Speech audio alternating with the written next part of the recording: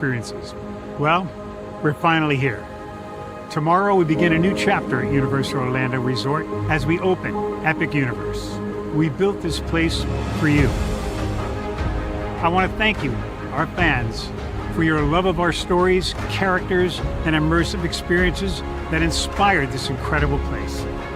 Epic Universe represents over 8 years of meticulous planning, immense creativity, and innovation, combined with unmatched craftsmanship and operational excellence on the part of thousands of people who have brought to life the stories and characters that live beyond each of Epic's portals. But it represents so much more. Your love of Universal and the deep connections we've shared together here in Orlando over the past 30 years inspired us to dream bigger and to push the boundaries to create something extraordinary for you and for generations of fans and families to come. And tomorrow, as we open Epic Universe, I can't wait for you to experience this place for yourself. Now it's your turn to step inside, to lose yourself, and to share this place with the ones you love most. As we open this park, we hope your world becomes a little more epic. Tomorrow, Epic Universe becomes yours.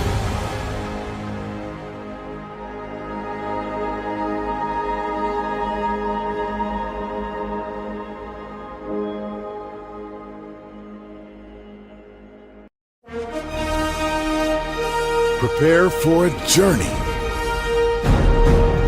beyond imagination, beyond belief, beyond anything you've experienced before. Universal Epic Universe, a new theme park where you'll step through extraordinary portals to 5 immersive worlds. Prepare for a cosmic voyage of discovery, an isle of fire-breathing excitement, a shadowy world of monsters and mystery, new wonders in the wizarding world, and a new way to play. Plus the splendor of a magnificent resort hotel overlooking the park. It's all new excitement at Universal Orlando Resort. A week's worth of vacation thrills with 4 amazing theme parks, a variety of spectacular themed hotels, and incredible dining and entertainment. It's all at Universal Orlando Resort, where you'll find new adventures every day. Explore the astonishing worlds of Universal Epic Universe at Universal Orlando Resort.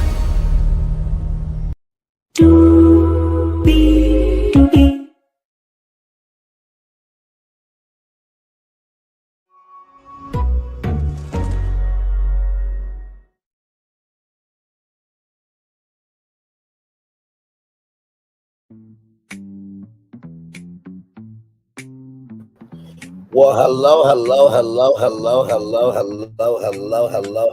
to you, and you. Welcome into another edition of Brainley's Virtual Tour Live. We are live on tour, everybody.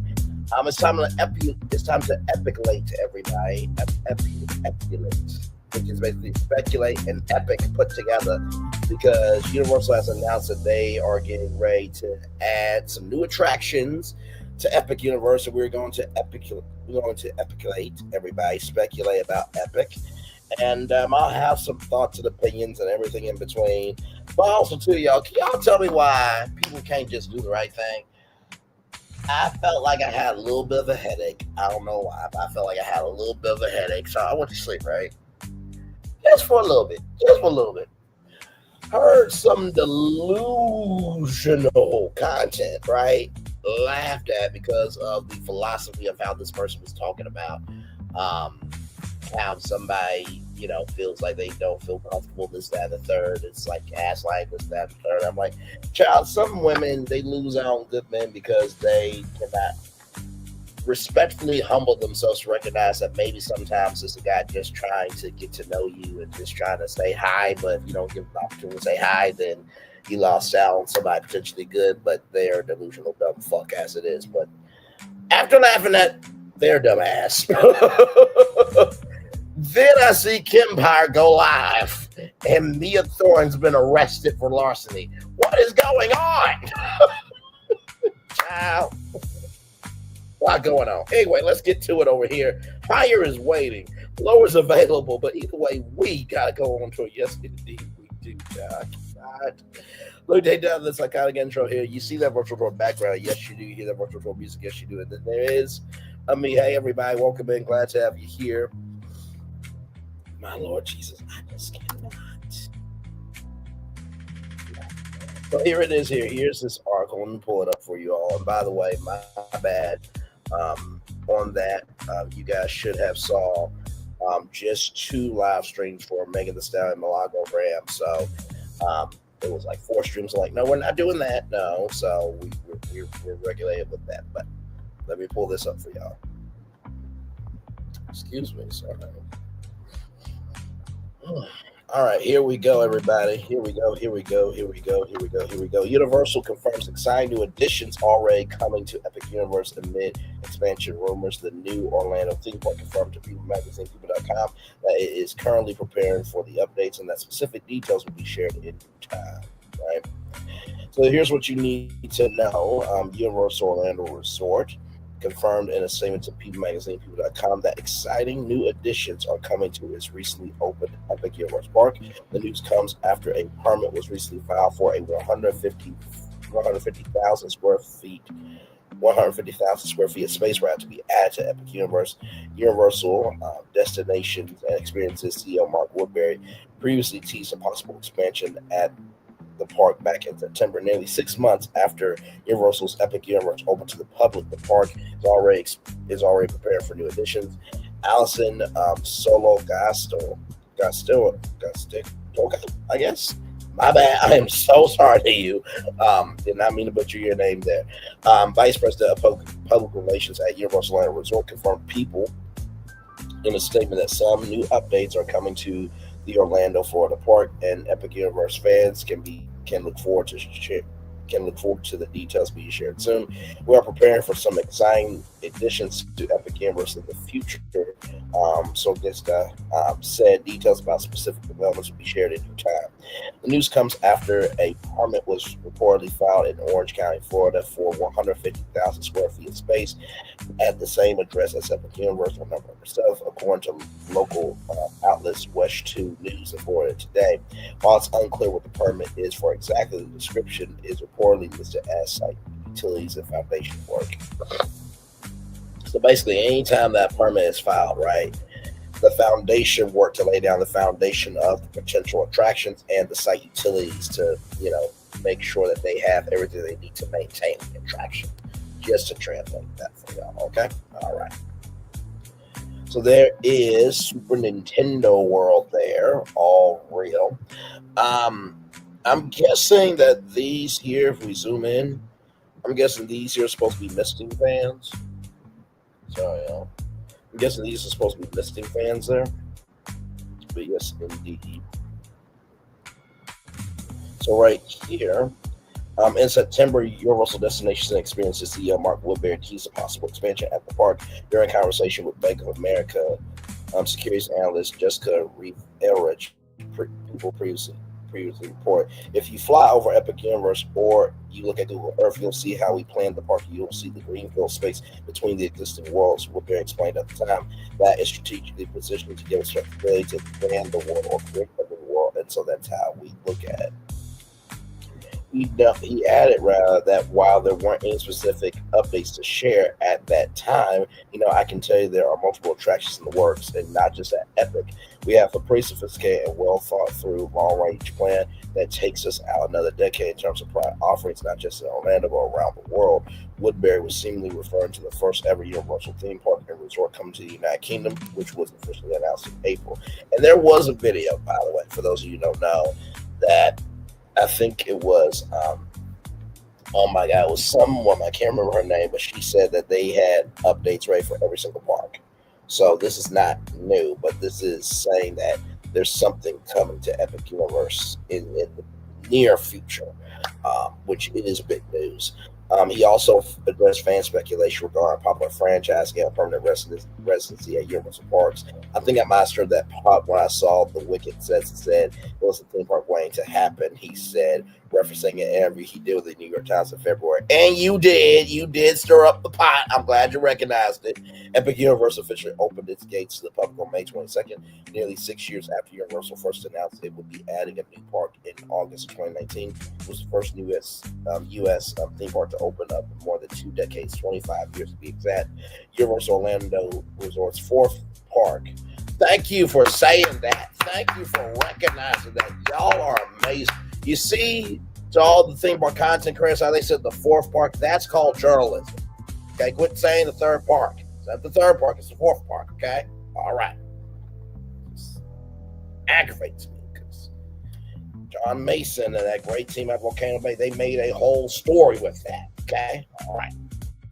Now, let's roll on. After Universal Studios, Islands of Adventure and Volcano Bay Water Park, it's a water theme park, ladies and gentlemen. I'll give people back some grace and space for that. Currently features 5 themed lands within the world. Ministry of Magic, How to Train Your Dragon, Albert, Super Nintendo World, or Super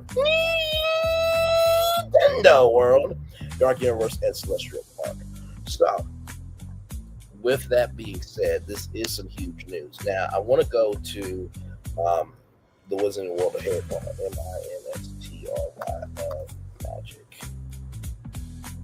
because there is something that you guys need to see here.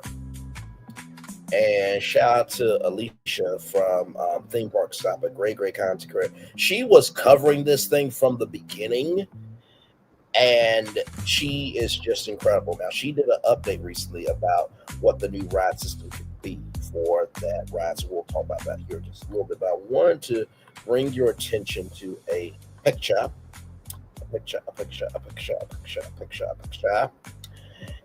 Let's see here.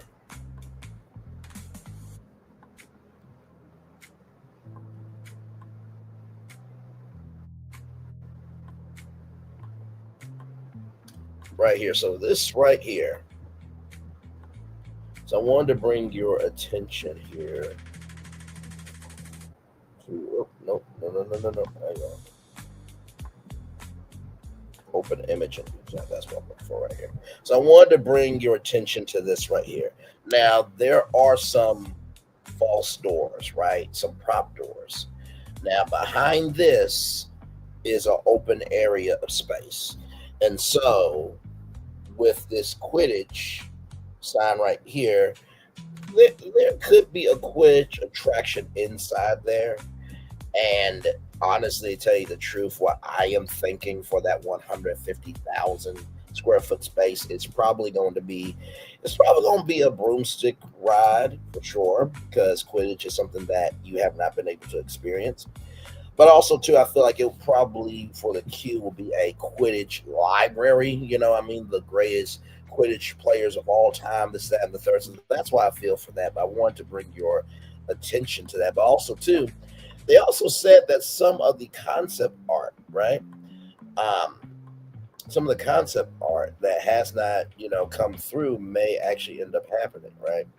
So I'm going to show you guys this here. Now, this is a artist conceptual rendering. So as you can see here, all of this is grass there. So all of that space there is grass. So they're saying this is where the 150,000 square feet space is going to be. And if I bring up the concept art for Epic Universe,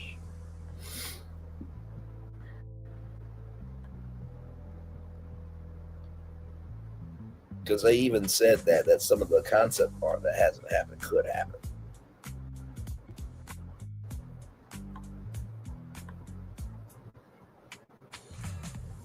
And shout out to Blog Mickey here as I pull up Blog Mickey so you guys can see what the space is like. So here it is here, right? So right here, so you remember I told you this is where the Quidditch thing is right here.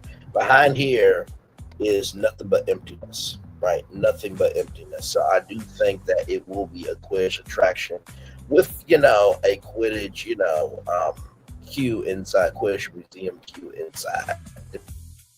Make that the museum, and then there you go inside there. Now we don't know if this is an expansion pad. I'm assuming that that's an expansion pad, and as you can see right there, there's also an expansion pad as well right there. So yes, indeed. And by the way, the 3-part series on the epic universe of it all is, I believe it's out on Peacock. So I'm gonna try to find a way to get it, to watch it and review it on this channel. So give me just some time. Give me some time. But definitely want to review that for sure. But if I go back to okay.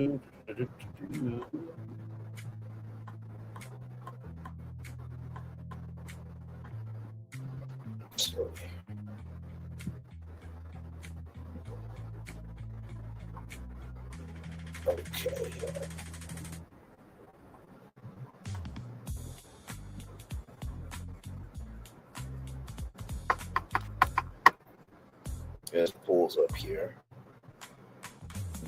So here is the original concept art here, right? So I think right here was supposed to be somewhat of an amphitheater, right? Because I think over here is Curse of the Werewolf somehow. So you see that big building. I think it was supposed to be an amphitheater of some kind. Of course, this is where the Monsters Unchained, the experiment is. But also, too, we don't know what this is right here with this big statue. So something obviously was supposed to be there. These here, we don't know what this is right here. But I want you to pay attention to this. All the grass right here. You see that grass right there? See this grass over here? All this grass over here. And you see this was supposed to be a whole building originally, right? So, and I'm sure that there's something in the concept art here that we're not seeing, because there's the fire drill there, and then there's Hiccup's wing gliders. I feel like they built everything out of here because people have said that this park here and that Super Nintendo world feels the most complete. And then, of course, there's Peach's castle. And also, too, I want y'all to notice something. The colors are the colors because they did not want anybody to detect what attractions were going to be inside the park. So, you know how, like, sometimes based on the colors, you know what brand or intellectual property was going to be? They did not want that. They did not want that. So, just want to bring that to your attention. Of course, there's Constellation Carousel. There's the Atlantic Restaurant.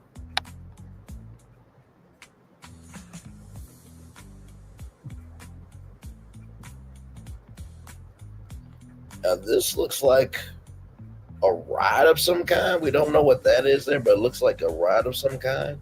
Of course, this was Donkey Kong here, and then, you know, Minecart Madness, but we don't really see too much over here. It was very undeveloped at the time. And then this is Celestial Park here, of course. Now, we don't know what this building is here, because, you know, there is Stardust Racers, right? But it looks like this is a completely different building here. So, but just want to bring this up because they said that some of the concept art, that some of the attractions that have not been built could happen. And then, of course, these inconspicuous buildings here, right here. But this is before you get to, you know, Epic Universe here. And then, of course, there's some restaurants here that's supposed to be opening up. But notice all the grass right here. Notice all the grass. This is all expansion area here, right? And also, too, I know what you're thinking. Could the expansion area be over here? Absolutely. Yes, and yes. I'm sure it could. And also, too, you got to recognize, too, they don't have the firework launching pads as well. So a fun fact for you all, when they did the fireworks for Epic Universe's grand opening, they did not have permits. You know what I mean? So I thought that was quite interesting there. Yes, indeed. But let's keep it going. Let's actually go to Alicia theme park shop here. Let me go to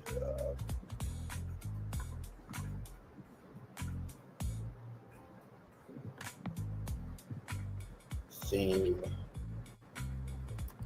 park stop.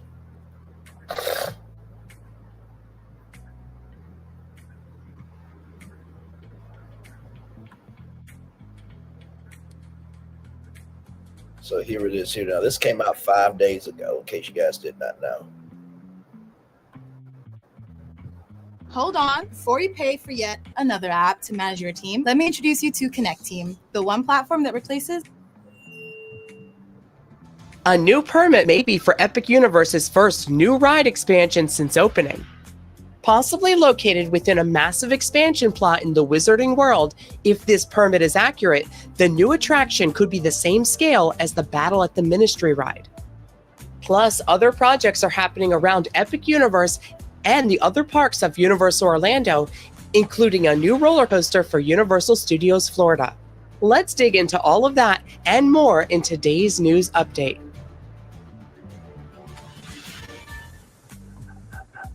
A new permit was filed this month with Orange County for work to be done at Universal Epic Universe. The permit is described as site utilities and foundation work. The permit does not include a project number or even for where within Epic Universe that the work will take place. The size of the project is listed as being 150,000 square feet, which is much larger than some of the backstage work that has been permitted in recent months. As many quickly pointed out, the size of the project seems to line up with the expansion plot within the Wizarding World land. This image from Behind the Thrills, who were the first to discover the new permit, shows what 150,000 square feet could look like within the expansion plot at the Wizarding World. The scale of such a structure would be comparable to the Battle at the Ministry attraction seen on the left. If this is in fact the location for this upcoming project, that could put the entrance to this mystery attraction within the right side of the land, through one of the facades within Wizarding Paris. Like this one, themed as the entrance to the French Ministry. Recent permits for contractor trailers have also been posted. These trailers are set to be placed within a location backstage at Epic Universe that's labeled as Rico's Ranch. Rico's Ranch is a field for modular offices located directly behind the Wizarding World expansion plot, so these new trailers may be for supporting this upcoming project.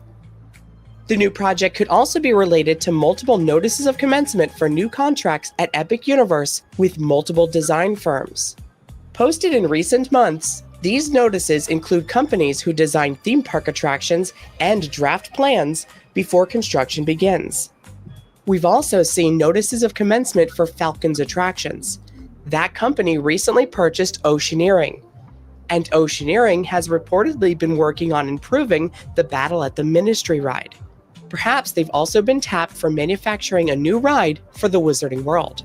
Falcon's Attractions has been hiring for a new large Orlando-based project recently, but it does not specify what. Now, I will say this, right? Whoever gets hired onto this, I'm sure they know what the project is, and I'm sure there's a huge NDA, non-disclosure agreement. So whatever it is, it will come out in due time, okay? But just know that they don't just hire anybody just to hire anybody.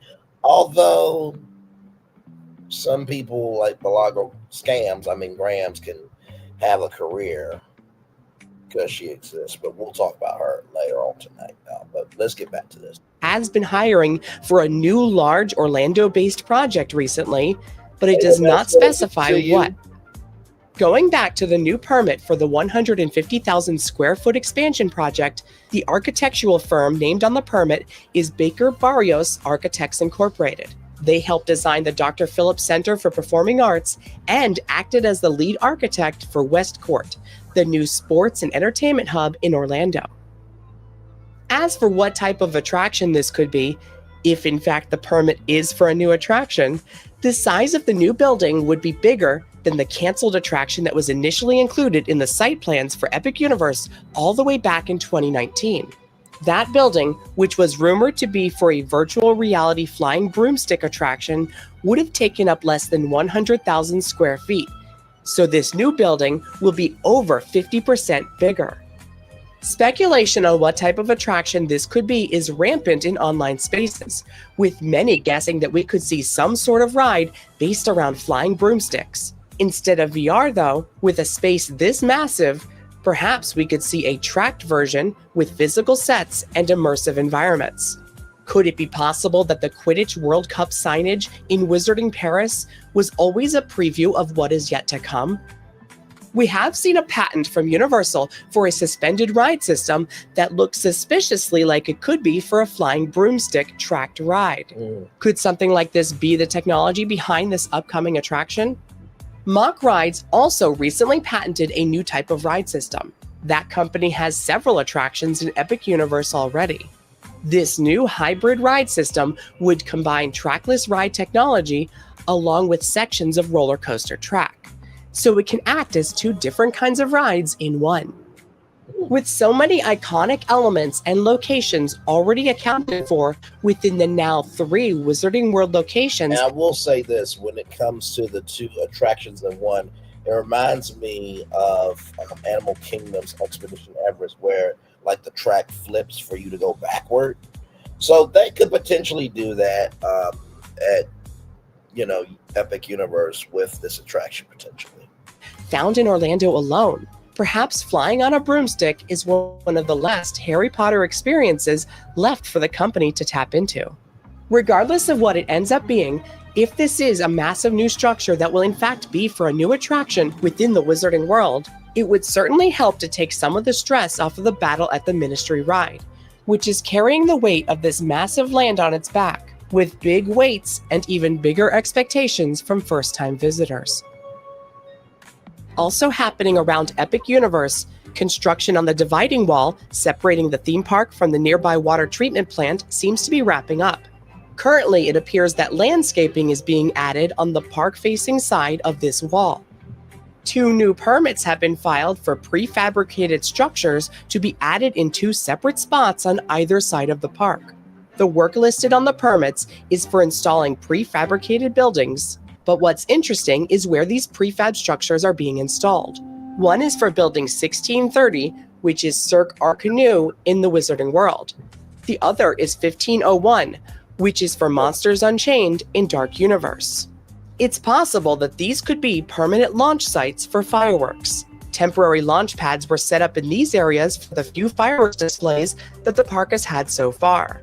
These 2 launch sites on the sides were in addition to the launch site in the middle of the pond behind the park. Once permanent launch sites are set up at all 3 of these locations, perhaps we can see more regular fireworks displays at Epic Universe. We have not yet seen any work happening on the backstage event space at the front of the park near Super Nintendo World. A trailer was permitted to be added here ahead of construction, but it does not appear to be on site yet. In the Dark Universe, the Burning Blade Tavern's burning blades have been temporarily removed for maintenance. Signs have been added to the Sand Lake Road facing side of the large tech services and food and beverage warehouses backstage at Epic Universe. The art on these signs are similar in style to the new banners and signage that was recently added around the rest of the resort. And the holidays have arrived at Epic Universe. We can now find decor all throughout Celestial Park, including these cheese graters in the shape of bells along the garland at Pizza Moon. Holiday decor has also been added throughout the Wizarding World. If you're wondering why I'm going like this, I'm looking up stuff as we are live, and child, I just saw something that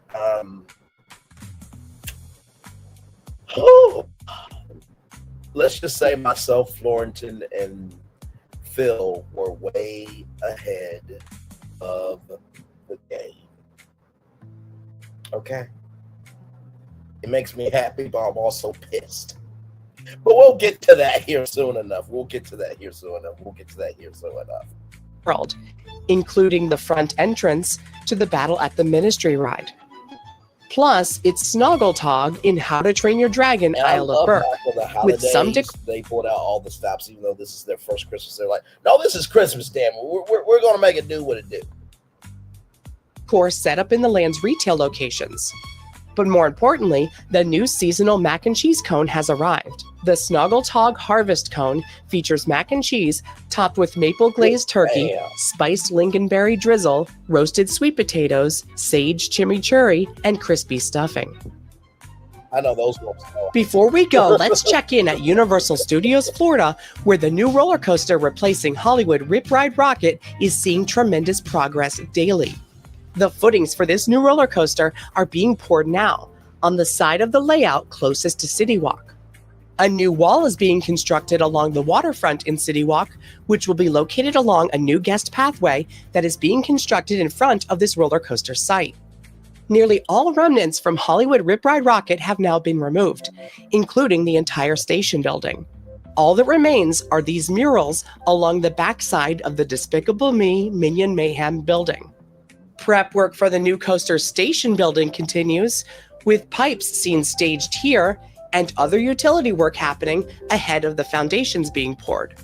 The new coaster's maintenance building is further along, with footings for maintenance tracks in place and the first steps for foundation work happening now. A lot of people have said that it could be the new Fast and Furious supercharged roller coaster from Hollywood coming over to Orlando. It would make sense because a lot of people do not like the Fast and Furious screen-based ride.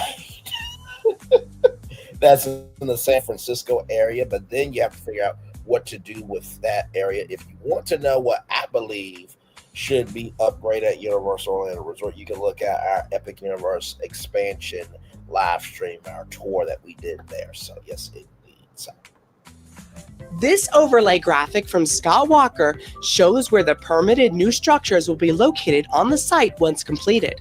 This building here will be the new coaster station, and this building behind it will be the maintenance structure.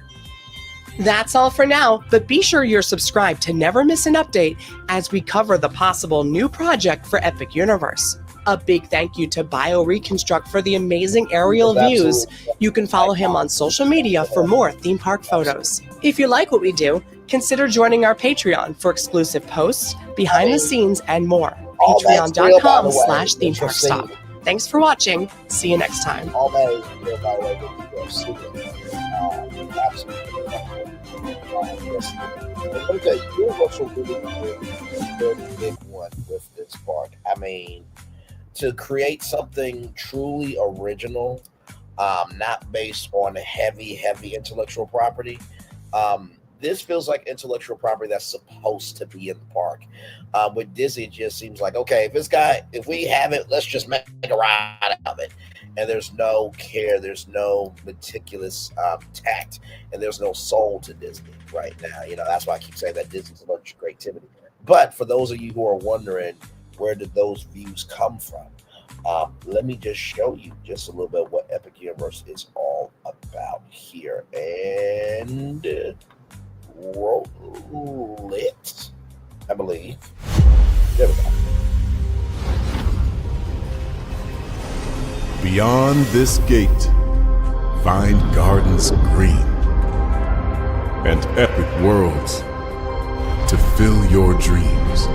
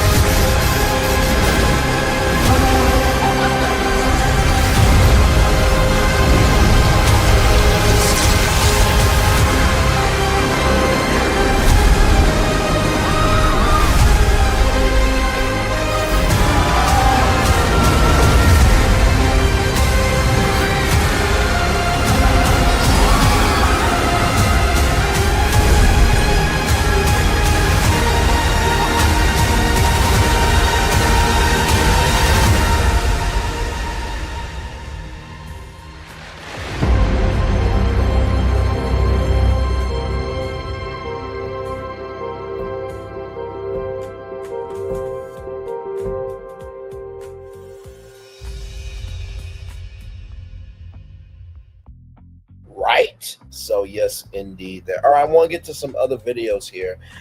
This one is from the Noble Way, another great content creator here. So I want to go to this here because this is a very interesting video here about what everyone is missing at Epic Universe this half-day park. So here we go. What is going on at Epic Universe? Theme park fans are not happy. Hello everybody, welcome. Epic Universe is the modern theme park of the future. Yet more and more people seem to be unsatisfied with the park, and moreover seem to be completely missing the point.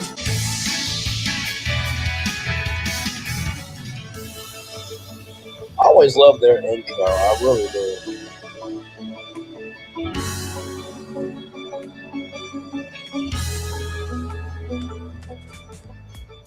6 months ago, everybody was praising Epic Universe as the theme park of the future, saying it was the most amazing theme park ever created. Things like Epic Universe is the Disney killer. It is going to put Disney completely out of business. People were saying Epic Universe is just a total game changer when it comes to theme parks. Watch out, Disney, you need to be paying attention because Epic Universe is where it's at. These are all the things that people were saying for weeks and weeks 6 months ago. But here we are just a few months later, and those same people seem to be coming out against Epic Universe. In fact, the negativity around Epic Universe seems to be at an all-time high and rising. Some are going so far as to call it a half-day park, which to me is just absolutely ridiculous. I mean, come on, a half-day park for Epic Universe. I've been hearing this more and more, and I'm just completely floored. Like, I am stunned. I'm not saying that Epic Universe is perfect by any means, but to go so far as to say it's a half-day park or less just is really shocking to me. Now, everybody is entitled to their own opinion, absolutely, but these comments got me thinking. But before I go further, I want to shout out Sean in Orlando. He gave me the idea for this video. He recently did a TikTok over on his channel talking about how he had heard people calling this a half-day park, and he sort of had his thoughts about it. If you don't know Sean in Orlando, he's awesome. He's a totally awesome guy. Check him out at Sean in Orlando. He's on TikTok, YouTube, etc. You're going to want to check him out. Now, what exactly is going on with Epic Universe? Why all the backlash? What's happening? And here's what I think it comes down to.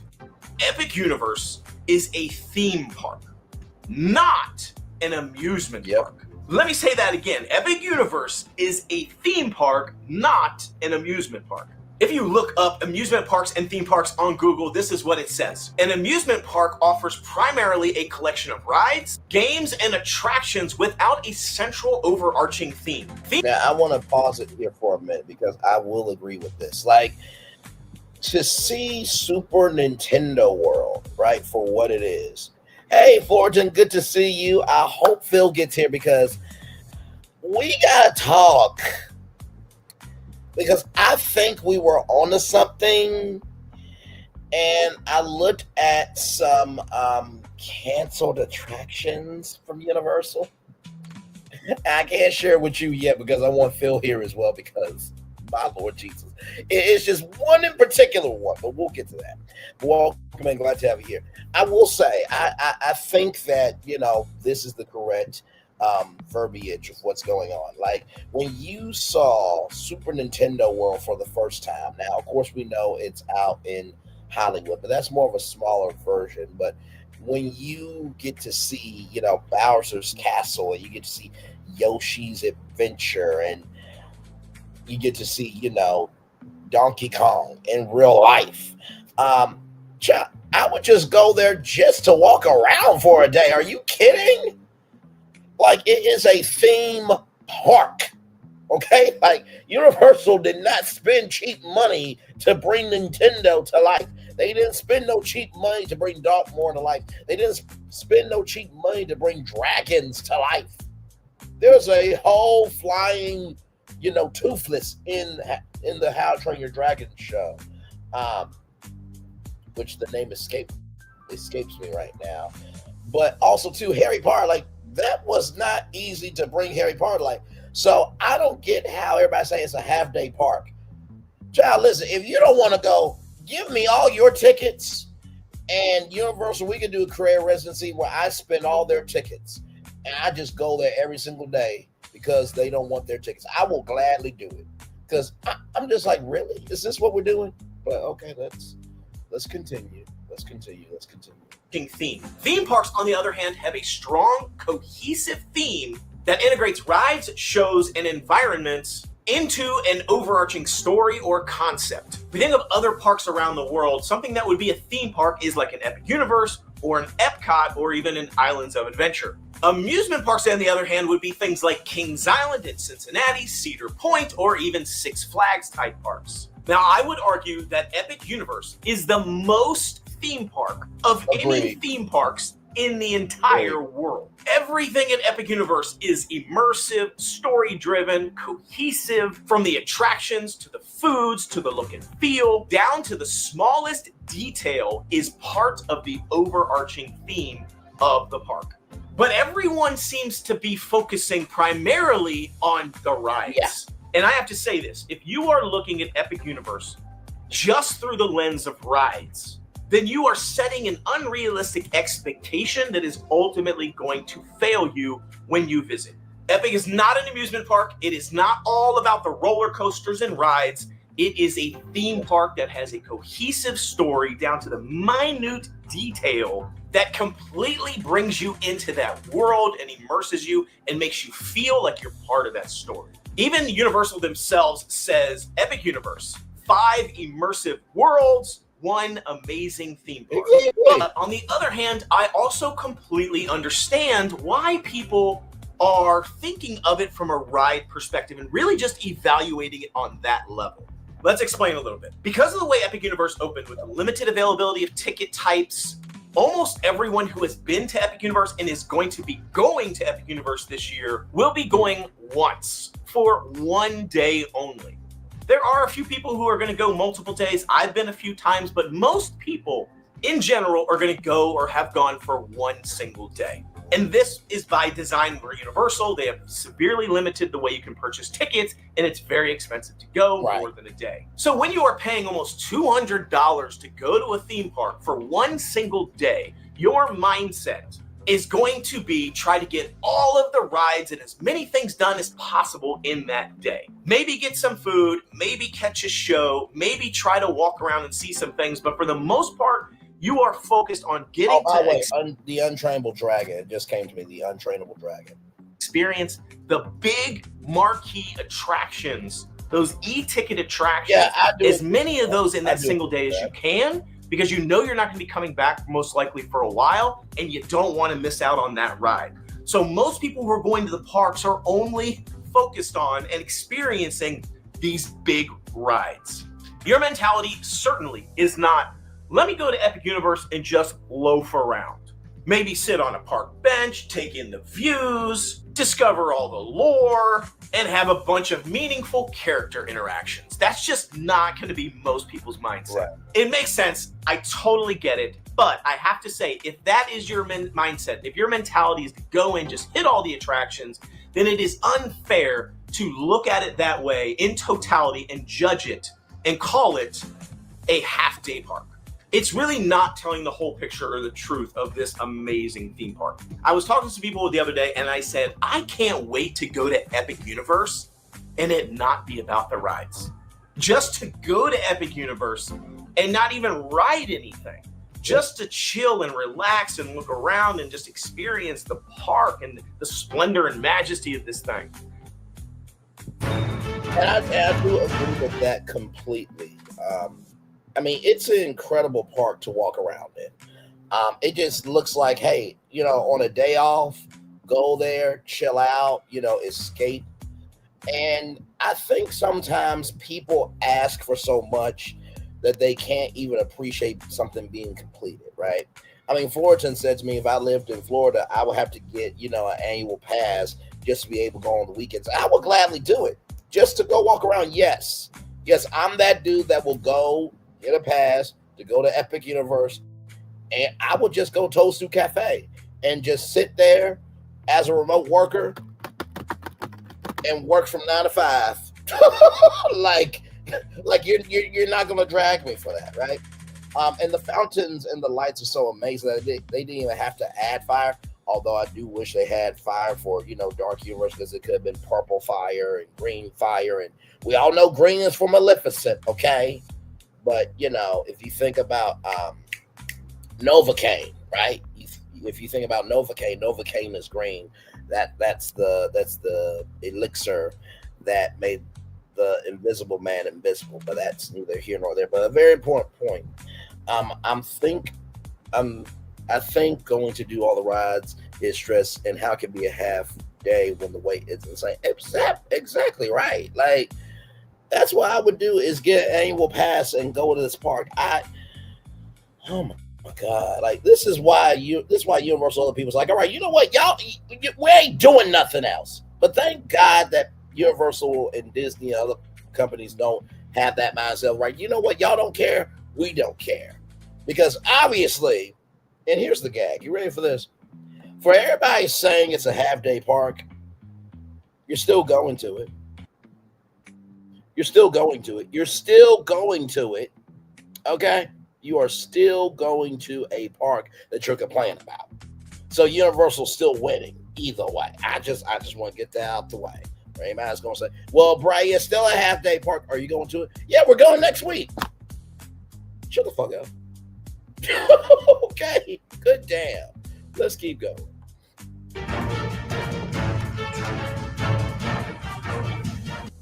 I do this at other theme parks all the time. I go to Epcot and don't even ride anything. I go to Magic Kingdom, I don't even ride anything. I just walk around and enjoy the park. But I can do that because I have an annual pass and I can go frequently. I can go whenever I want to. But at Epic Universe, it's ride. Get to the rides as quick as possible. So like I said, I can't wait to the day when I can be able to go to Epic Universe as much as I want and it not be about the rides. So I want to spend a few minutes talking about all the amazing things that I think people aren't seeing about this park, that they're totally missing the point. There are so many things to offer. Let's talk about How to Train Your Dragon Land Isle of Berk first. This land is the largest and most immersive, in my opinion, of all the lands. There are so many details, so many character interactions and animatronics just throughout this entire park, and the look and feel and the scenery. It's almost like there are micro show moments throughout the entire land that continue the story of Isle of Berk and the How to Train Your Dragon films. Then you have the Untrainable Dragon show, which once again is an amazing show, but it continues the story and the lore of How to Train Your Dragon. Everything is woven into that overarching story of How to Train Your Dragon. Think about shows like Lion King and Finding Nemo the musical over at Animal Kingdom. Those are fantastic shows. Absolutely fantastic. I love them. But they are not a continuation of any theme in that park. It's literally just a one-off show that you go and watch. It's not continuing the story of that entire immersive area. It is just a one-off.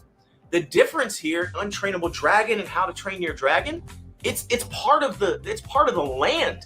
Every single thing in that land is continuing the story and immersing you more into that world. And it's just a whole different level than what we've seen anywhere else. Then you have all the amazing food, eating like a Viking. All the foods feel very How to Train Your Dragon, Viking-esque things to eat. And then, of course, the attractions then lend themselves to continue once again the story. They're not just things that you hop on and it's like, ooh, I got to rush from that. It's meant to sort of round out the experience and create more immersion for you. And I hope that people, when they ride these attractions, are seeing that. You think of Hiccup's Wing Gliders. That's riding on the back of Toothless and experiencing flying all around the Isle of Berk. Dragon Racers Rally is basically a Viking-made dragon trainer. It's a training mechanism that they've created to help you learn how to ride on and maneuver a dragon. Once again, expanding the story. Fire Drill is a Viking watery boat battle preparing you to put out fires because dragons breathe fire. And then there's an entire Viking training camp for youngsters. So everything in this world just blends together. Over at Dark Universe, you have the village of Darkmoor. This is a town filled with and dominated by monsters where humans are the guests in this land. There are decaying enclosures of the mole people, which was inspired by the 1956 Universal Monsters film. There's the blood-filled well in the center of the town when you enter, which is essentially the feeding location for all of the vampires that live beneath the town. Vampires can't be out during the day, so they're underneath in the catacombs. There's an entire catacombs under Darkmoor. There's even some entrances you can see right there in the beginning of the Darkmoor village. The well is essentially the feeding. They drop things down there. They feed things down to the vampires who are down in the catacombs. That's why it's blood red in there. There's a Latin inscription on the side of the well, and it translates to "Never forget that you exist by our will alone." Again, just expanding the lore and the story and the power that these monsters have. You have the Guild of the Mystics, which is selling all these like charms and things to protect you from werewolves. And then of course you have Frankenstein's Manor with Monsters Unchained, where Victoria Frankenstein, the great granddaughter of Dr. Henry Frankenstein, the creator of Frankenstein's monster, continues his work and legacy. Das Steakhouse is a restaurant, a food location there that is essentially run by the familiars of vampires. They're essentially protecting their vampire masters that live below them. They're scoping out patrons that go to this restaurant for potential feedings. Then there's the Burning Blade Tavern, which is the hangout for the local monster hunters. Curse of the Werewolf, where you get to experience escaping the cursed woods around Darkmoor and escaping a hungry pack of werewolves chasing you. And then so many character interactions in this lane. Frankenstein's monster, his bride of Frankenstein, Igor, Invisible Man, monster hunters, musicians. It literally teleports you to a completely different world. Then you have Super Nintendo World, which immerses you in the video game world, the franchises that you love. And this entire land is filled with interactive games and experiences that I feel like a lot of people pass by, or they just think they're for little kids and they just run to the big attractions. These interactive games make you feel like you are living inside of a video game and you are actually participating, you're punching blocks, and you're doing experiences with your power band and leveling up and fighting bosses. There's even these augmented reality tower view sort of binoculars that you can look throughout the park, and there's this, it overlays all these characters from the video games like Koopas and the flying mushrooms, Goombas, like all across the land. If you look at it, if you look through these binoculars, you can see all this cool stuff that isn't really there, and it makes it feel even more like you're just in a video game. You can interact with your characters, your favorite characters, Mario, Luigi, Peach, Toad, Donkey Kong. Beautifully themed food and restaurants. And then of course the attractions, which are meant to make you feel like you are experiencing a level or an element or setting in one of your iconic games like Mario Kart, and of course the Donkey Kong Minecart Madness, a runaway minecart chase, or just the chill Yoshi's Adventure. Everything meant to make you feel like you're now even further into a video game. Wizarding World of Harry Potter has you step into a 1920s. Wait, what? Let me see this. They say the monorails smell like diapers as a way to convince Disney to change the monorails. What? Okay, chat. There's got to be a better way. Paris. There are all these interactive wand experiences throughout the entire land, interactions with magical creatures, talking portraits. There's a fantastic restaurant, Le Goblet Noir, which is supposed to be a dark haunt for all these witches and warlocks. Le Cirque Arcanu, the show there, which again further enhances the interaction and the engagement with this sort of like circus-style magical creature show. Almost feels like it could literally be on the streets of Paris under a big circus tent. The amazing Flu Network that takes you into the British Ministry of Magic, where you literally walk in and you just see the most amazing structures that you have ever seen at a theme park. These lands are truly amazing. And then of course there is Celestial Park, and this really is the cosmic heart of Epic Universe. This is the otherworldly hub that transports you into these other worlds. Everything about Epic Universe has a story, has an element to immersiveness, has something that brings cohesiveness that is meant to draw you in even further into the experience. It really is the modern and the ultimate definition of a theme park, in my opinion. If you don't like Epic Universe, if you don't enjoy Epic Universe, then maybe you don't love theme parks. I get it, maybe you had a bad experience, you had to wait really long, maybe some of the attractions were down, maybe you didn't get to do all the things you wanted to do, But if you didn't like it, you may be more of an amusement park fan. Again, is Epic Universe perfect? No, absolutely not. But this is also phase one. There is so much more coming. And I, for one, hope that as they continue to expand and continue to add more things, that they stay in the mindset and focus on keeping this a theme park. Anything they build should add to the theme park and not bend the knee by just slapping the latest and hottest attraction into their park with little thought. Again, Epic Universe, fantastic park. They haven't got everything worked out right now, but I just really implore you, look at the big picture and appreciate it for what it is. It's a theme park. It is the very definition of a theme park, and it is spectacular. So anyhow, that's my take. Love to hear from you down in the comments. What do you think? I think you did a What are great you job. expecting more of? Are you on the same page as me? Do you feel like maybe people are just missing the point? Or is there something else going on that maybe I'm just not seeing? Let me know down in the comments. I'd love to hear from you. Be sure to like, subscribe, and share this video. Until I see you next time, No Way is the easy way. Bye-bye, everybody. No, I think the Noble Way did a fantastic job because honestly, like, people don't really get why theme parks have such a fandom, right? It is the fact I can go from this everyday world into a world that is beyond my imagination, right?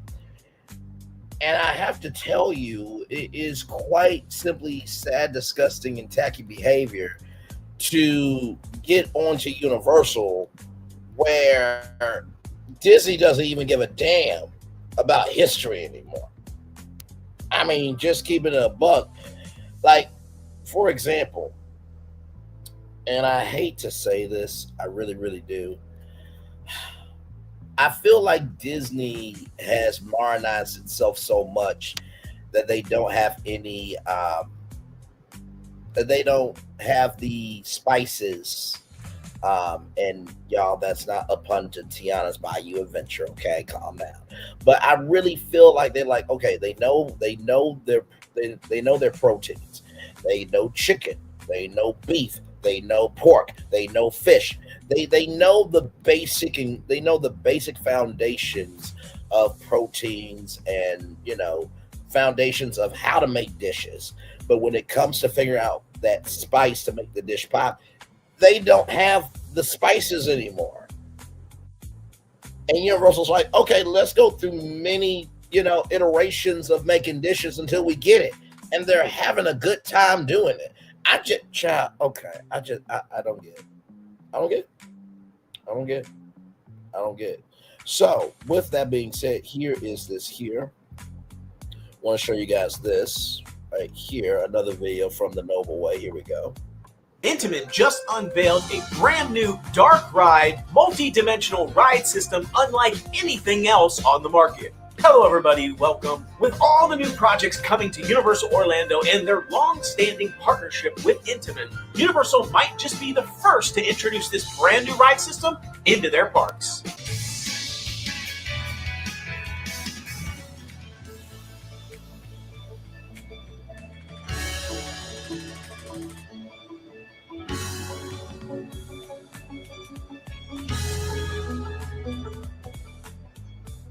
IAPA 2025 Orlando Expo officially kicks off today, and we've already got some amazing new theme park technologies and attractions making headlines. The IAPA Expo is the premier global attractions industry expo. Now, see, let me tell you something. One of the things that I want to do with Brainley's virtual tour when we make it to national television is I want to be able, and for those of you who may not remember, there was a network called G4 where they would cover E3 live from the convention floor, CES, the Consumer Electronics Show, live from the convention floor, and Comic-Con live from the convention floor. I would so take Brainley's virtual tour and make it do what it do live from the floor of IAPA. Absolutely. Like, it's a pop culture event for theme park fans. So I just wanted to give you guys the context, conjecture, and connection on that. Here we go. This expo is designed to unveil. Oh, Phil, I'm glad you're here because I got to show you and Florentine something. And y'all going to be pissed, but you're going to be proud. We'll get to brand new, groundbreaking roller coaster and theme park attraction technology, all sorts of new ride tech and new food and beverage technology, as well as dozens of educational sessions for their members and anybody interested in attending. And so as part of this expo, we are getting glimpses into new ride tech that we are going to see start showing up in different theme parks around the world. So let's talk about one of the biggest dark ride attraction technologies that is now going to be coming to potentially Universal. Before now, Disney has pretty much had a lock on the trackless ride attraction system. This sort of free-moving, free-roaming, trackless experience. But this new technology from Intamin is now challenging that and putting this sort of off-the-shelf variation of that in play for all sorts of theme parks, including Universal. So Disney having a lock on that trackless system is now going to become a thing of the past. Though Universal has all sorts of amazing attraction systems, even some bespoke attraction systems that have been built for them, one thing they don't have yet is this sort of system that will rival. Why choose a Sleep Number smart bed? Oh, Can it keep me warm when I'm cold? Wait, no, I'm always hot. That trackless attraction system that Disney has a lock on. Attractions that you see across Disney properties like Star Wars Rise of the Resistance, Mickey and Minnie's Runaway Railway, and even Remy's Ratatouille Adventure. Now, these trackless systems by Disney are absolutely, bar none, spectacular. They really are able to use this to great effect, but it does have some limitations in what these trackless ride systems can do. Now, of course, Disney is going to be continuing to evolve their own approach, using their own engineering teams to create and modify them and make them even better. But by Intamin partnering with ETF and creating their own variation of this that is kind of off the shelf, you're going to start seeing this technology show up in a lot of places. So let's talk about this brand new dark ride, multi-dimensional mover, as they are referring to it, and talk a little bit about the specifications of it and where we might start seeing it show up at Universal Orlando Resort. First off, this ride system features 360-degree freedom of movement, which means that the attraction vehicle can spin 100% around from start to finish. 360. Now, I do want to go back for 1 minute because I want to pause it. 160-degree freedom. Does this look like potentially a DeLorean from a movie called Back to the Future? Moving on. Of movement, which means that the attraction I just vehicle love can throwing shit spin out there. 100% around from start to finish, 360 degrees, a full circle, can do But that spins is cool. up to 20 RPMs, which is a pretty good amount of momentum. You're going to get a little bit of G-forces as that thing spins, depending on how intense they want to move it, which also opens up the concept of drifting. So if we're able to move the vehicle independently, you know, sideways, slantways, vertically, etc., moving forward, backwards, as it's all. Wait a minute. Could this have been the Mario Kart ride? Could this have been the Mario Kart ride? Could this have actually been the Mario Kart ride, though? Okay. Yes, indeed. Yes, indeed. Yes, indeed. Let me catch up on some of your comments here. On mobile, it's vertical. On laptop, it's regular. So yes. So I'm trying to reach both audiences. Okay. So I know it's difficult now to have two streams instead of one stream, but I'm trying to reach everybody. You know what I mean? They say the same with Epcot. When I say World Showcase is huge, visiting World Showcase, it took 2.5 days to do World Showcase. Agreed. If you can only do a few things at a time in Future World, you will have you have time to soak in World Showcase outside of Frozen. LOL. Okay. Welcome in, film. Came in a few minutes before you. I was doing something I didn't want. I was doing something I didn't want to do today, but now I'm back home. Multi-dimensional sounds epic. Back to the Future music is always playing at Universal. So let's keep going here. Also rotating and spinning, you're going to be able to pull off the effect of drifting like a Fast and Furious drift type experience. I would say this effect is almost perfected on Guardians of the Galaxy Cosmic Rewind as a roller coaster variation of this. So a roller coaster that also can tilt and spin, which gives you the effect of drifting around corners. This new trackless variation from Intamin will also be able to do the same. Now, my assumption is Fast and Furious Hollywood Drift that is coming to Universal in Hollywood is going to also have this same effect as a roller coaster like Cosmic Rewind. But what we haven't experienced is this sort of sensation of drifting in a trackless ride. And we'll talk a little bit about why that's the case. One of the other features of this new attraction is the ability to slightly tilt and roll the vehicle, not just spin horizontally, but also the ability to sort of tilt and roll the vehicle to give you more sensation and more freedom of movement to experience more effects. Now, this tilting and rolling is very slight. It's only about 8 degrees, so it's not going to be a massive tilt. But when you combine the tilting and you combine the speed of the attraction and the rotation, you're going to be able to get some really nice effects. Another feature of this system, it has a gamification interactivity element built into it that is, again, off the shelf. You can then customize it. And this pairs with a wireless connectivity element to the vehicle so that, again, they can be trackless, and it also has interactions, which means these vehicles can interact with other vehicles and the surroundings around the vehicle itself, which opens up an amazing level of interactivity for passengers or riders on this attraction. You can think about the different gamification elements that you can put into this attraction, which we'll talk about the possibilities of that in just a bit. Some of the other features of this ride system, it has custom theming. This means that you can create the ride vehicle to look however you want it. Wait a minute. Is this like Haunted Mansion vibes here, or is it just me? Moving on. Okay. So if you wanted to do the Fast and See, whenever you're doing concept art, you can't really say what it is without hinting to what it is. So you got to make it very generic. Furious, amazing vehicle that they have for Hollywood That's Drift, you Pepper's can make it Ghost. look like that. Or if you wanted to make it look like a mouse, like over at Remy's Ratatouille Adventure, you can make it look like a mouse. One of the other really interesting features of this is what they refer to as these bungee drops. This is going to be similar to your Tower of Terror sort of style of dropping. This ability to raise and lower the vehicle on some sort of system at a pretty Reminds decent me of Soaring a little bit and Fly Passage. rise and drop rate, which is going to give you that sensation of rising and falling, similar to Tower of Terror, which has sort of a randomized element to it. Now, it's probably not going to have as crazy of a sensation of Tower of Terror. However, when you combine that with screen elements, it will make you feel like you are rising or falling even faster. I thought the hardest part of scaling my restaurant was creating new sushi rolls. It turns out it was payroll. At Soya Miami.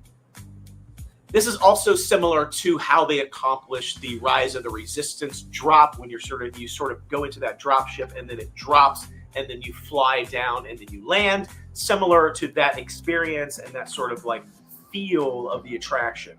Now, the biggest feature that is offered in this ride system that is different from any other trackless experience is the launches that this trackless ride will support.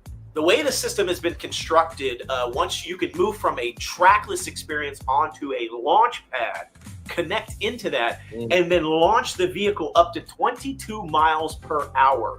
And that is currently about 7 times faster than any other trackless ride is currently moving on the market today. So if you think about any trackless experience that you've been on so far, that movement has been 7 times slower than what this attraction will be able to accomplish. Now, 22 miles an hour may not seem like a lot. It doesn't seem like a high number, especially when you think of things like Velocicoaster that goes about 70 miles an hour. 22 miles an hour doesn't sound like a lot. However, when you think of other attractions like Space Mountain only goes about 27 miles an hour. That's only 5 miles an hour faster than this attraction can go. And when you're on Space Mountain, because of the way the attraction is built and it's dark in there and the way they do it, you feel like you're moving way faster than 27 miles per hour. So this new system will go up to 22 miles an hour, which just goes to show you when you combine a experience that can move at a decent pace, like a 22 miles an hour, with environmental things happening, it can make you feel like you are moving much faster than 22 miles an hour. You may feel like you're going 50, 60, 70 miles an hour because of things that might be happening around you. Think of like a screen. Yeah, that is intended like that's happening A lot of times you're not even moving at all, and you've got screens around you, and it makes you feel like you're moving pretty quick. So the big question now is, where is this going to show up, this new technology? Now, to be clear, this could go anywhere, in any theme park around the world. Intamin has not announced any client list associated with this attraction technology as of now. But it does make sense for it to be put into some sort of universal attraction at some point in the future. It just makes sense. Intamin has a long-standing relationship with Universal. We know that Universal needs more dark rides. They need more experiences that are indoor. Places like Epic Universe, Islands of Adventure, they suffer from not having enough indoor dark rides. So when it rains or when there are problems, things shut down. And then I could imagine that Fast and Furious screen-based ride that nobody likes. I can imagine that technology being there for sure. And honestly, tell you the truth, you could do that dark ride system in Universal Orlando, Universal Studios Florida, Islands of Adventure. I don't know if you can do it for Volcano Bay. I don't know if it can be waterproofed or not for a dark ride. But hey, listen, if you can make Pirates of the Caribbean have water in it, I'm sure that Intamin can make it happen with water. So they have really low capacity.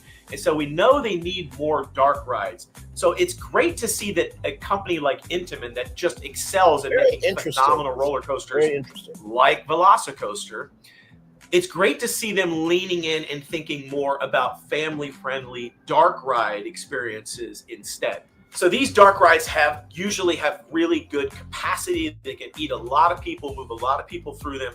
In addition, we also know Universal needs more family-friendly or less intense experiences that are going to draw in crowds and allow lots of different types of riders to experience the attraction that may not be able to experience an attraction like, for example, a Stardust Racers. Plus, we know Universal has a lot of new things coming and in the pipeline. So let's talk now about where we might see this ride vehicle system in an attraction at Universal sooner rather than later. Here are some of the most likely options where I see it happening. First of all let's talk about the elephant in the room, which is the Ministry of Magic, that additional second ride that we are hypothesizing they are now building, a 150 square foot building.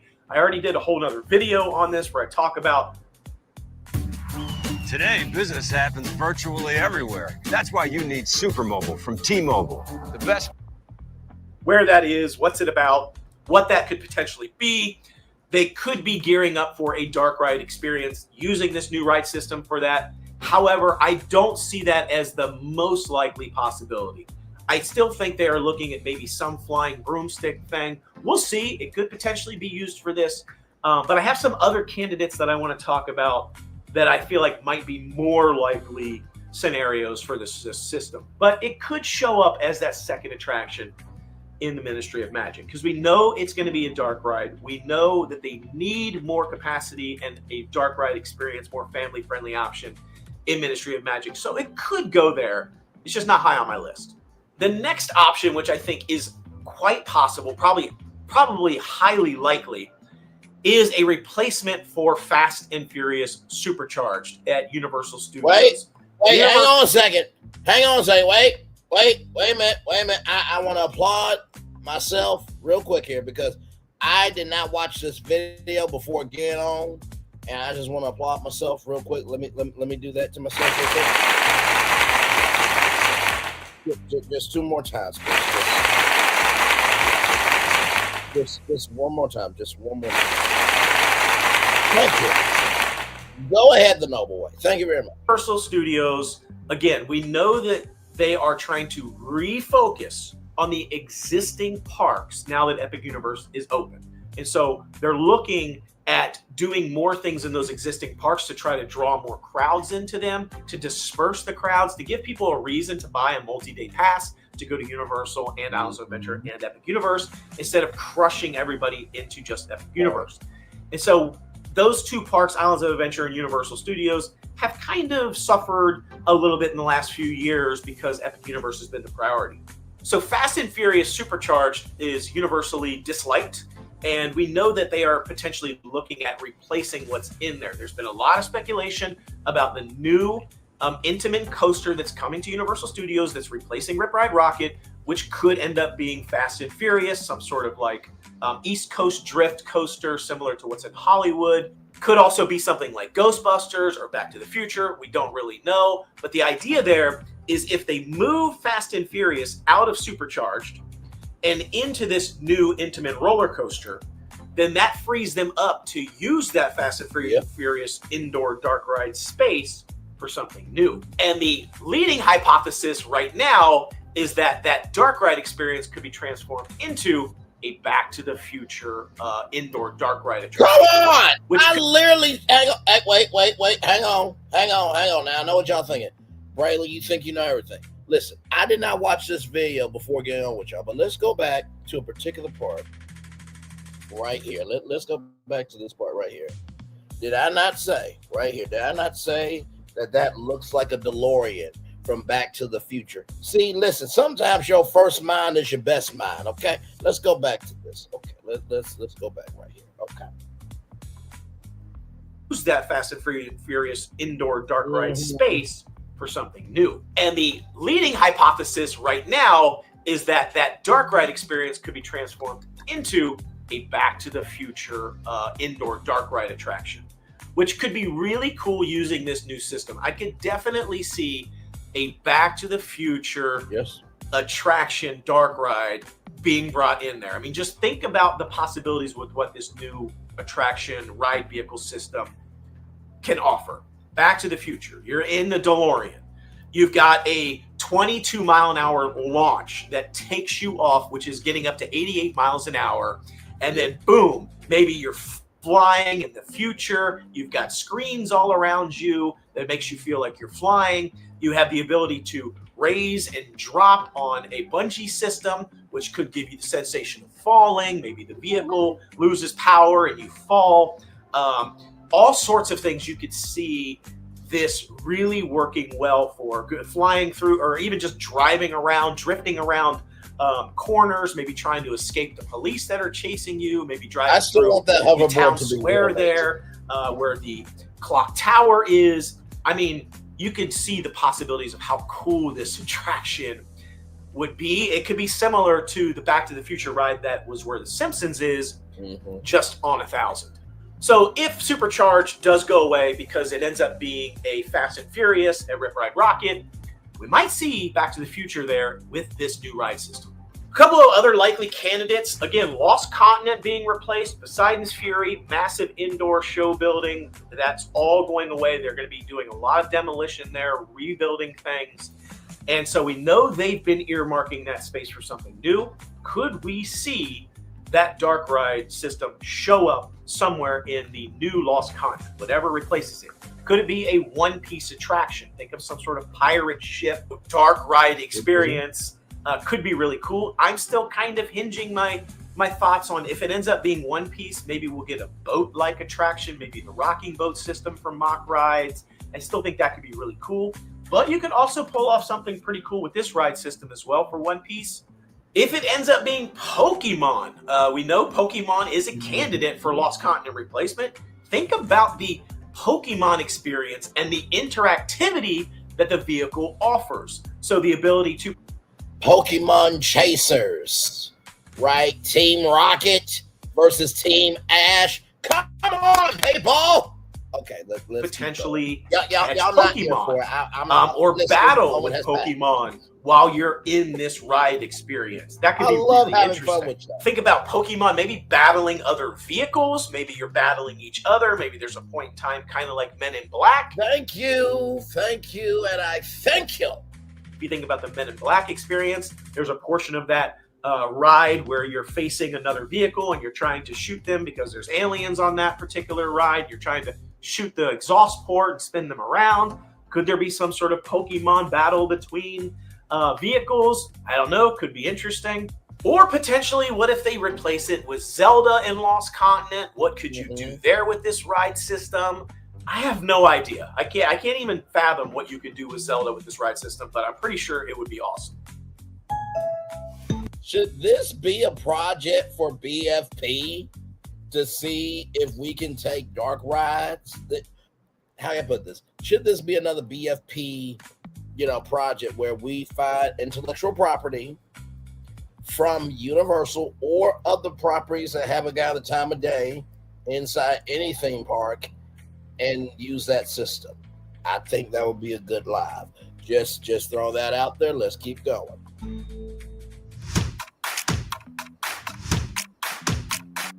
Another candidate where you could potentially see this show up is a Luigi's Mansion expansion for Super Nintendo World at Epic Universe.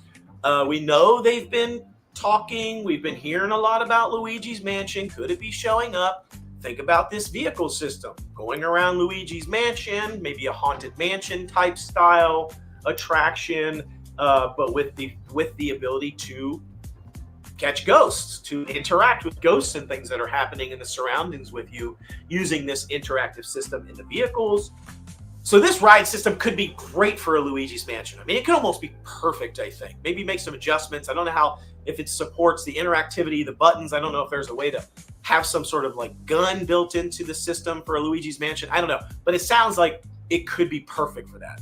So there are a lot of possibilities for this ride system. It looks awesome. I can't wait for somebody to eventually come out and say, we're building a new ride and it's going to be using this system. Can't wait to try it out. I think it looks phenomenal. There's a lot of other things happening at the IEPA this week. We'll probably have some more news, so we'll be covering that as it comes out. So overall, this system looks amazing to me. I think there's a lot of stuff Universal could do with it. I think it does level the playing field a bit with the Disney trackless. I think that'll be great because trackless rides are really actually great. I love riding these trackless experiences. It'd be good to see some of these things make their way into Universal as well. So that's my take.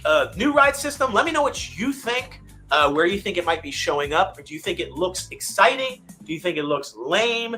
I really think it could be used to great effect. I mean, I think you can use it to like an you know what? I think Universal could use it in a way that would just be mind-blowing. So let me know your thoughts. Be sure to like, subscribe, and share this content. Bet, motherfucker, it's on. That is yours. You do that one. I find one, and then Phil right here. Phil finds one. I was pointing to the chat, but Phil finds one. Bet, motherfucker. Bet. Game on. Content. Hit me in the comments below. I'd love to hear from you. So I see you next time. Thanks for watching. It's the easy way. Bye-bye, everybody. So, shout out to the Noble Way there. Now, here's some intel for you here. This is just a little inside tea into the Broomstick VR ride that was canceled. Concept art for Epic Universe. Now, we don't know if this still happen. Okay, we don't know if this will still happen. But let's check this out here. From theme, parx.com, this was going to be located behind the entrance elevator of the French Ministry of Magic, now an empty plot of land. Now, we don't know if that's the 150,000 square feet plot of land. The major attraction is Umbridge's UK Ministry ride featuring the Muppet.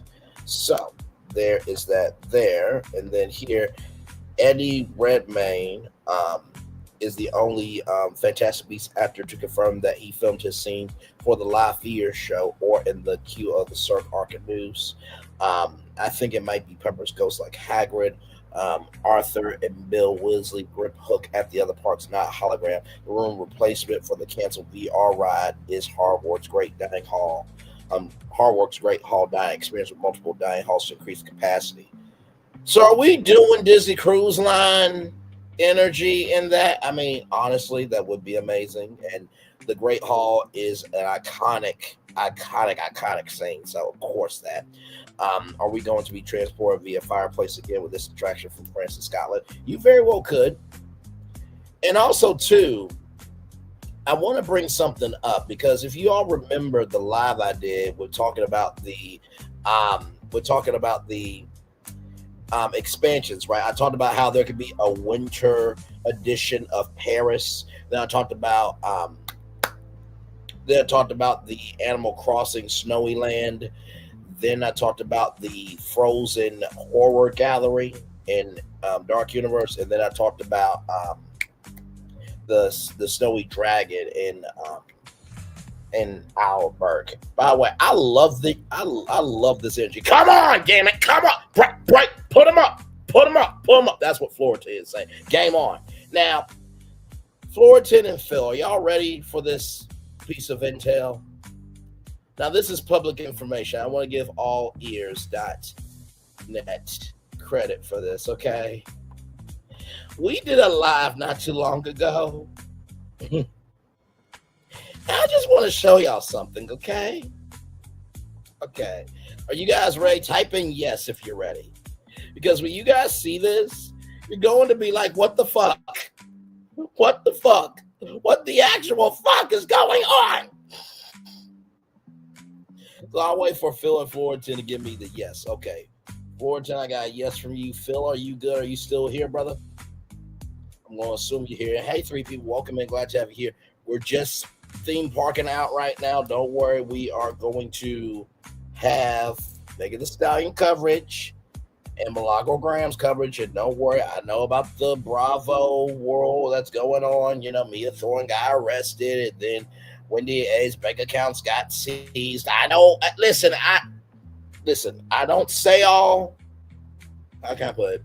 Just because I don't say nothing doesn't mean I don't see everything. Okay, so listen. Okay, so Fullerton said yes. So I'm going to take that as a yes for Phil. Okay, here we go. So this is from allears.net. 6 big projects for Universal Studios Orlando. Okay, so we're going to skip this here, Jurassic Park. We're going to skip this. Okay, we're just going to skip this because, you know, the next thing, which is right about here,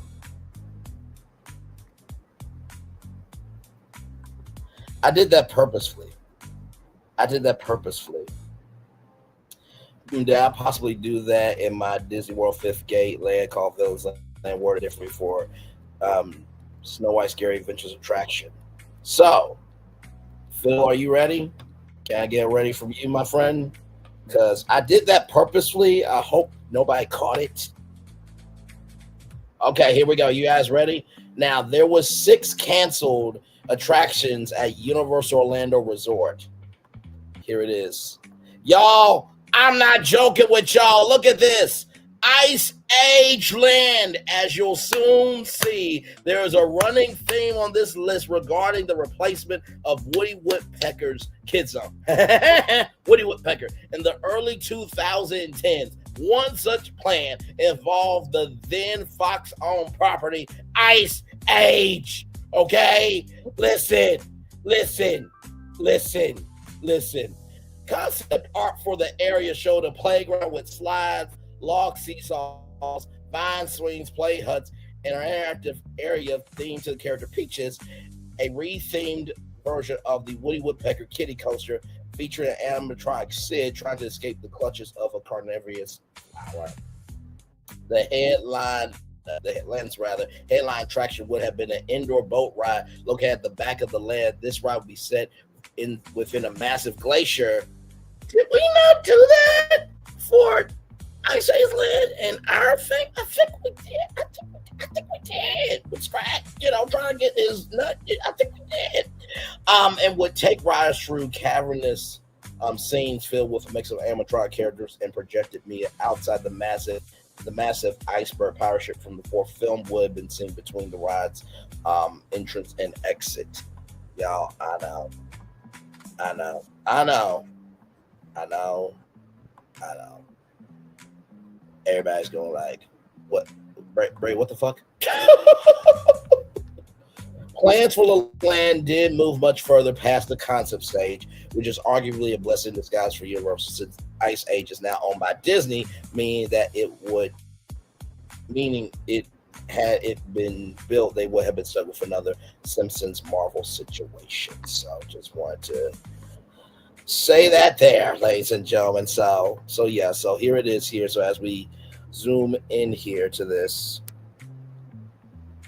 So a children's roller coaster featuring Manny, Ellie, and Peaches among a snowy and ice forest setting, right? So just wanted to show you that. So this was Ice Age Playland, Universal Studios, Florida. Yeah, I know. All that. Yeah. There's the boat ride there.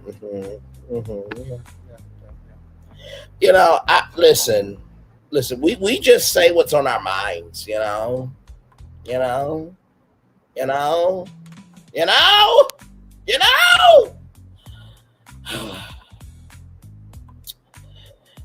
I haven't played this song outside the morning show, but one thing to know and two things for sure, over here on this channel, on BFP Imagineering, just know that a lot happens early. Roll it.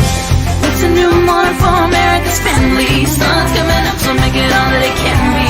You know a lot happens early. I'm Harry Smith. I'm Julie Chen. I'm Maggie Rodriguez. Morning everywhere. Come on, get up. I'm Russ Mitchell. And I'm Dave Price. And it's a little early for this. Right now, this it's a new morning for America's family. Sun's coming up, so make it all that it can be. You know a lot happens early. Every day's good when you're starting it off right. But whenever you start the daylight, and a lot happens early. Can you feel it? And I say, Good morning, everybody. Are you girls ready for the Jonas Brothers? We have an early show exclusive. Yes. A lot happens early. Dirty. Early. A lot. A lot. A lot happens Early. The Early Show, weekday mornings on CBS. It's a new morning. A lot happens early on this channel if you pay attention. Okay, now listen, we did not know that this was a canceled land. Okay, we did not know this. But as you can clearly see, Universal was even ahead of Disney. Okay? All right, so just I had to get that out. I had to.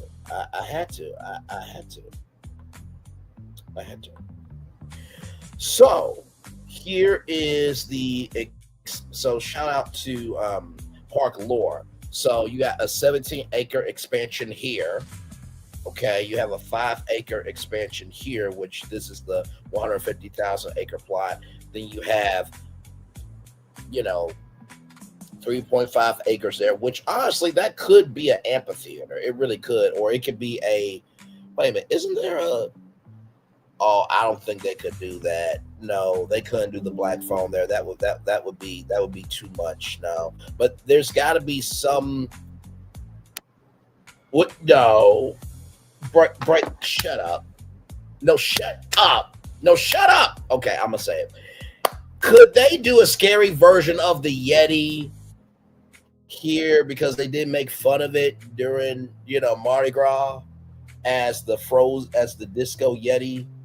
I'm just saying. Of course, we know here for Super Nintendo World here, it could be potentially right here, it could be a Luigi's Mansion thing here. Like I said, right here, I think could be, the Animal Crossing Snowy Land, and then of course right here, that Frozen Dragon show, or not Frozen Dragon show, but the Snow Dragon. So, as you can tell, a lot going on here. Like I said, I love being able to do stuff like this with you guys. And yeah. So that was this was cool. This was very, very, very cool. So, like I said, I love being able to make it do what it do for you guys and just have fun, because that's what we need. We need some fun. But yeah, so yes, indeed. So I'm gonna turn off my camera now, because we've done the whole show for over an hour. Yes, we have.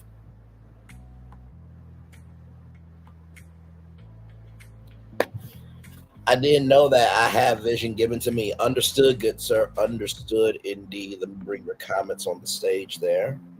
But yeah, I thought that was an interesting, fun find. I'm like, are you serious? Are you really serious? Like, y'all were thinking about Ice Age Land at Universal? Now, of course, we know Disney is not going to jump on this and make it do what it do. You know what I mean? So let's not have any high hopes, ladies and gentlemen. Okay, but still. So.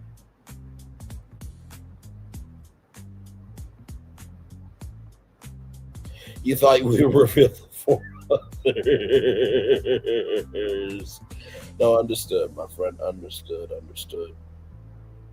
Oh my God. So But yes, indeed, y'all. So that's what I wanted to come on and talk to you guys about. I did not know that. I was literally looking, and that's the thing too. Sometimes I really don't know how the show is going to go until, we're live on the air. Until we're making it do what it do live with all of you. By the way, in case you guys did not know that, this was cut out. This was the celestial stage here. The hemispheric stage. Let me come back on camera for this. This was the hemispheric stage. Guests could encounter travelers who have been through each of the portals to the themed lands. These travelers brought back with them the sights and sounds of the portals. The entertainment offering was described as a musical moment created from the sights and sounds of their travels. The travelers will also describe their experiences in each portal, maybe talking about flying dragons or a world full of monsters. So this was a part of it. Right here, but unfortunately this was cut. Then there was a sound collector, a character that collects sounds to create energy with the guests, a highly interactive experience. Some reports are claiming budget cuts, while others are citing quality or lack of interest in entertainment from early team member previews. Some performers have played with social media to discuss being let go by Universal, which would suggest that the new entertainment not be replacing the cut offerings. And honestly, tell you the truth, I will say this about Celestial Park. I think that to have the Chronos be the star of this park, but you don't have any Celestians telling stories. There's not any interactivity with the world of the Celestian planet. I think that's dumb. I think that's stupid. I think that's out of whack. I really, really do. I mean, if you can make Constellation Carousel, and at this point, you might just have to do it. And I think that will be our next project here, which will be Chronos Chaser at Epic. I think, Celestial Park deserves some love. I really do. I really do believe that. Back off camera. So, yes, indeed. Wasn't that fun to Epiceculate, everybody? That's what we're calling it, Epiceculate, which means speculate, epic, combined together. So, like I said, of course, we'll keep you updated with everything. BFP Imagineering is always creating something in the background. And like I said, sometimes we get inspired by each other through a live or through the DMs in our group chat, or just like we did a private chill down. We did a private chill time. We did a private chill time thing, and we made it do what it do, and that was a fun time for sure. Before I came around mid-August, did you make expansion ideas for Epic? Yeah, I did. It wasn't like world expansion. And Florida, I believe, was there for this. This was more of just adding, something to Epic to help out the fact that it was too hot. So really wasn't an expansion. Now we did go into, if Super Mario Sunshine came over to, Islands of Adventure, we did talk about that. We also talked about that Mario Kart Rainbow Road roller coaster that I pitched on La Renee Creole's Resort Con Live, which I still think would be an amazing roller coaster. I really do. You think about New Donk City from Super Mario Odyssey, and honestly, tell you the truth, I think now I will say Poseidon Entertainment really did a great job of defending the Tonight Show ride with Jimmy Fallon, right? Race through New York. But I think also too, race through New Donk City, I think would be great. Think about it. You race through New Donk City and then you're racing on Rainbow Road. Like, I think that would be great too, because I feel like what's going to end up happening with Nintendo is that they are going to do the same thing that Harry Potter has done, because you have Harry Potter at Universal Studios Florida, then you have Harry Potter Islands of Adventure, and now you have at Epic Universe. The only place that they don't have it is Volcano Bay. When it came to Volcano Bay, we talked about how Fruit Ninja could come into Volcano Bay. That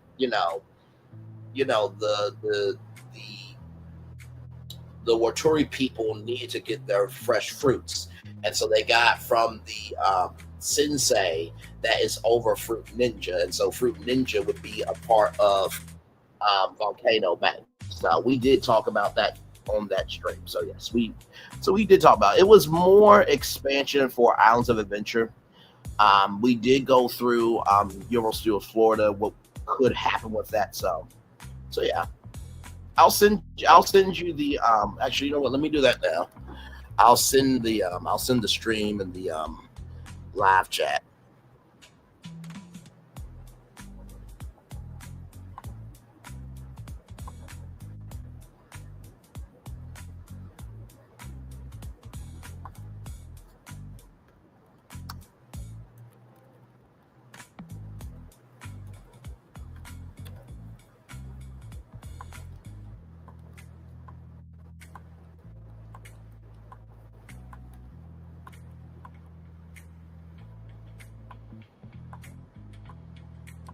I can find it.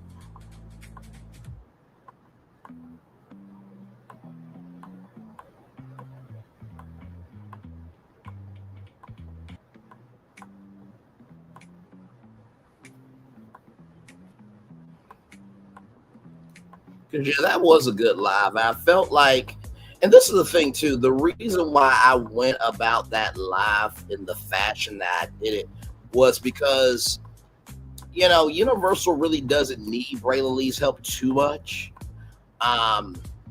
It might need my help just a little bit, but sincerely, it was really just adding to what they've already done. You know what I mean? That's really it. Because the biggest thing was a lot of people said, oh, it's too hot, it's too hot, it's too hot. And so I'm like, okay, well, if it's too hot, let's add some attractions that will help, you know, cool off everybody. That was my main thing for that when that happened. So.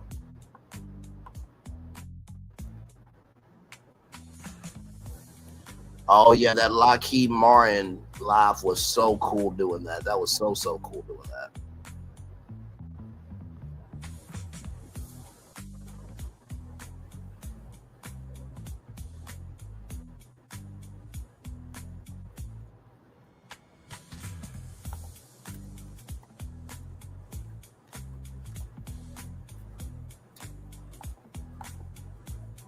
Okay, yep, here it is here. I'll DM it to the group chat now. Give me a moment.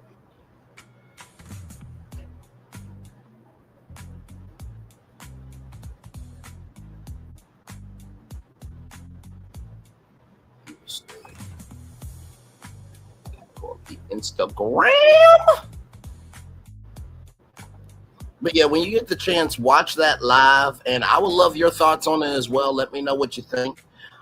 Those are my thoughts at the time. I still feel like those are strong thoughts, actually. Because like I said, with Epic Universe, as the Noble Way said, he's absolutely right. It doesn't need to be an amusement park. It needs to be a theme park. And so the additions that I did to it were adding to the greatness that they've already done, because they Universal got it. They got it. If anything, they just need a few tweaks here and there. I'll put it like this: they don't need as much help as Disney needs help. So you know what I mean. So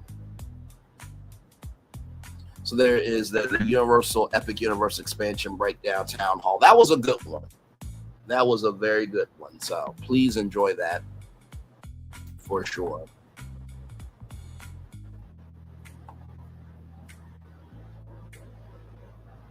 Yeah. Okay, I got it.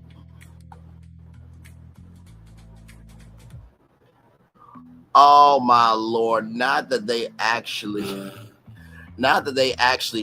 did this. Never built, bug show, remove, permanently broken, closing soon. They are so shady. Oh my God! Like I said, I feel like what we did for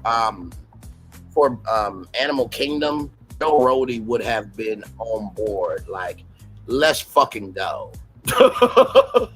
I feel like he really would have been like, let's fucking go, for sure, because we understood the assignment that, you know, animals are the star of the show. How do we expand that? And like I said, with my Walt Disney World rebrand master plan, if you didn't see that, there was the original one and then there was the remix one.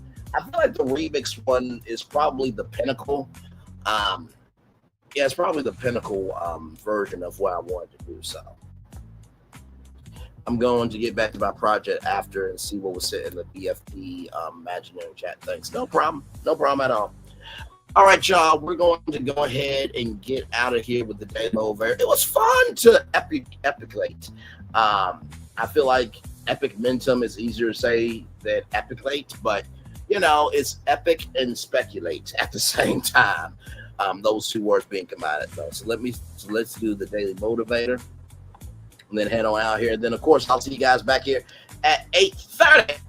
We're gonna be talking about Megan Thee Stallion and Milagro Grams. The trial is ongoing, child. We are covering it. Okay.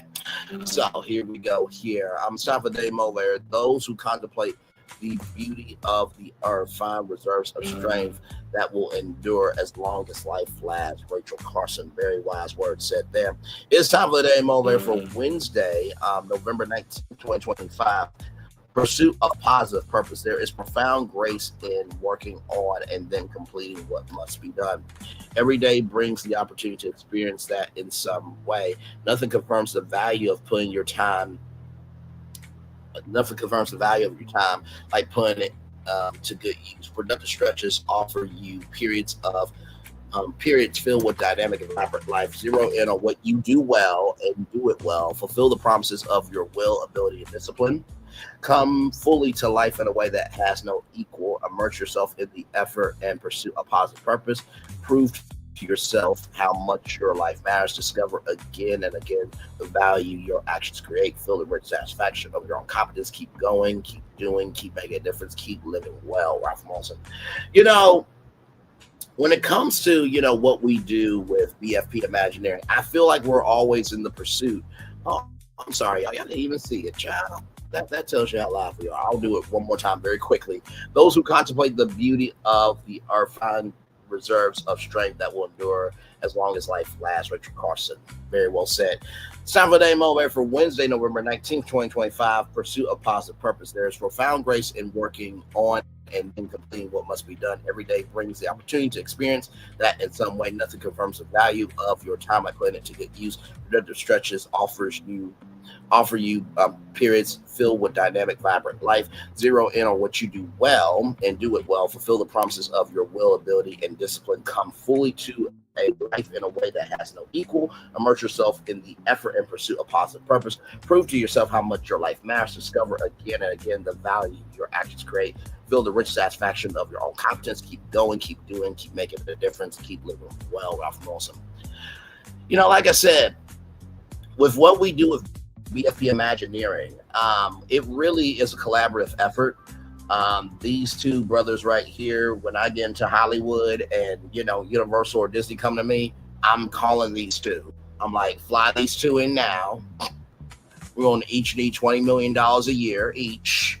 We're going to do a 5-year deal, okay? And we're going to get to work.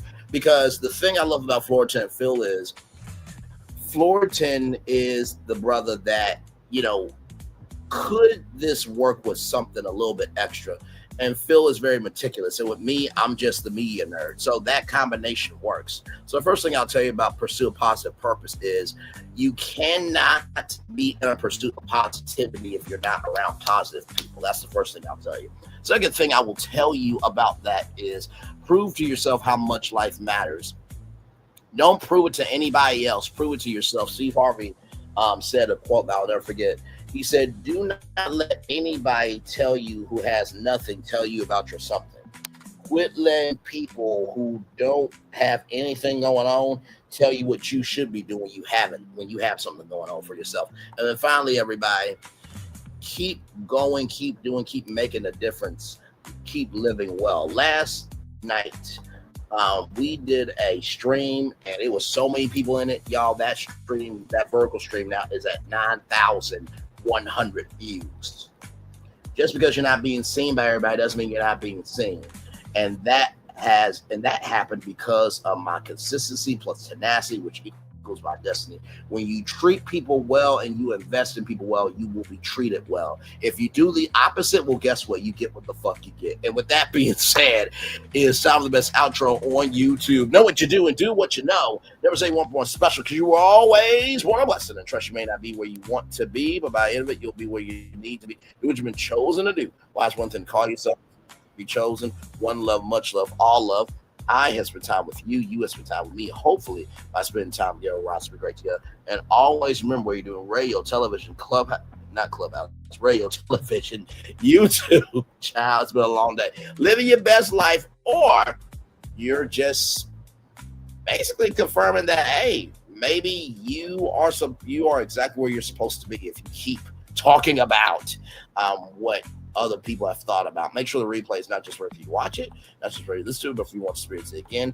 I love you, I value, I embrace you all. Always remember, receive love, you gotta give it, receive love, you gotta give it, receive love, you gotta give it. Wherever obstacles you've overcome, wherever successes you have achieved upon this particular day, I'm extremely proud of you, but no one else is proud of you. Be proud of your damn self. And finally, y'all, truly, keep being a fan of something. I know that life can take the joy out of us, but if you're not a fan of something, I promise you, you will be a fan of misery, and misery loves its own company. One love, much love, all love. I feel love is right back to you. This is your final tour for this evening. Good night to you. But if not, I'll see you back here at 8:30. Megan Thee Stallion, Milagro Grams, we're covering it live. Peace, everybody. One love, much love, all of I feel love is right back to you. Bye, everybody.